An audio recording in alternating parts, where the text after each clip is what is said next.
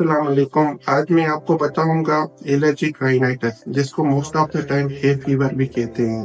ताल्लुकात लोग मेरे पास आते हैं जिनको तकरीबन हर रोज या तो नज़ला रहता है या नज़ला पीछे गले में गिरता है, जिसकी वजह से खांसी होती है।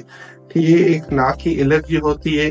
अगर कोई भी एलर्जन जैसे धूल मट्टी या ऐसी कोई चीज आती है तो हमारी नाक की जो लेयर होती है उसको ट्रिगर करती है, जिससे यह है कि नाक की नाली में एक तो सोजिश आ जाती है और वहां से हमारी इक्रेशन पैदा होना शुरू हो जाती है।